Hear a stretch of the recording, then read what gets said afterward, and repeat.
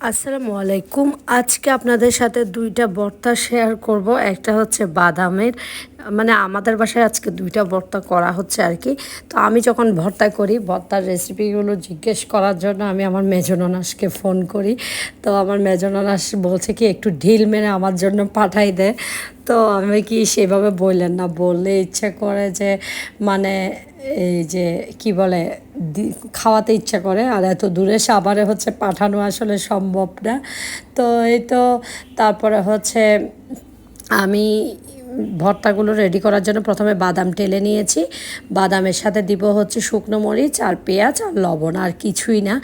আরেকটা হচ্ছে যেটা করছি তখন করব, তখন বলছি আগে এটা শেষ করি, তারপরে হচ্ছে দেখা মানে বাকিটা বলছি আর কি। তো খালাকে আমি বলেছি সকালবেলা যখন চা খাচ্ছিলাম, খালা আমাকে কিন্তু আজকে ২ টা ভর্তা বানিয়ে দিতে হবে। তো খালা কিন্তু মুখের উপর কোনো দিনও আলহামদুলিল্লাহ না করেনি।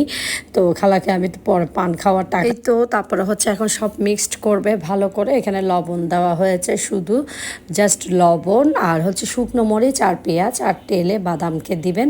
কোনো তেল দিয়ে বাদাম টালতে হবে না। এখন হচ্ছে কাঁঠাল বিচি, সাথে হচ্ছে চেপা শুটকির ভর্তা। এটা হচ্ছে ব্রাহ্মণবাড়িয়ার এলাকাতে কিন্তু বেশি খায় এই ভর্তাটা। লাকি সুমন আপুদের বাসায় মানে ব্রাহ্মণবাড়িয়াতে, তারপরে লন্ডনে তো মানে ডেইলি মনে হয় ওনারা এই ভর্তাটা করেন। আমার তখন এত পানি চলে আসে মুখে দিয়ে। তো আমি কিন্তু এটা ওনাদের থেকেই শিখেছি। তো ওনাদের থেকে দেখে তারপর শিখে তারপর করছি আর কি। এটা আমি আগে কোনো দিনও দেখিনি, চিটংয়ে তো মোটেও দেখিনি। তবে আমার শ্বশুরবাড়িতেও খায়, আমার মেজো ননাস বলেছে যে আমরাও করি এটা। তো এই তো প্রথমে চেপা শুটকির মাঝখানের কাঁটাটা বেছে নিয়েছি, তারপর শুকনো মরিচ রসুন দিয়ে মানে ভর্তাটা একদম পালিশ করে ফেলতে হবে, মানে মিহি করে ফেলতে হবে। এখন হচ্ছে কাঁঠাল বিচিটা মিহি করা যাবে না, কাঁঠাল বিচিটা হচ্ছে আধা ভাঙা, বেশি আবার গোটা গোটা থাকা যাবে না। তারপরে পেঁয়াজটাও আধা ভাঙা করে এখন হচ্ছে ভালোভাবে লবণ দিয়ে মিশিয়ে নিতে হবে আর কি। কিন্তু হ্যাঁ, শুকনো মরিচ, চেপা শুটকি, রসুন এগুলো কিন্তু পেস্ট করে ফেলতে হবে। তারপরে হচ্ছে আপনি কাঁঠাল বিচি আর পেঁয়াজটা মিক্সড করবেন।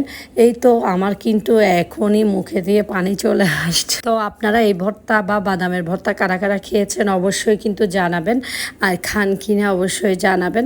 আর রেসিপিটা কেমন লাগছে অবশ্যই কমেন্টস করতে ভুলবেন না। ভালো লাগলে অবশ্যই শেয়ার করে দিবেন। আর হ্যাঁ, এই ভর্তা পেলে আমাদের বাসায় আর কিছুই লাগে না, মানে নট সিঙ্গেল, মানে আর কিছুই লাগবে না, শুধু ভর্তা দিয়েই খেয়ে ফেলবে হাসান সাহেবও এবং আমার মেয়েও, মানে আর কিছুই চাইবে না আর কি। যাই হোক, এখন হচ্ছে খালা মিক্সড করে ফেলছে ভালো করে। এই চেয়েও আমার ২ টা ভর্তা রেডি হয়ে গিয়েছে। ভালো লাগলে শেয়ার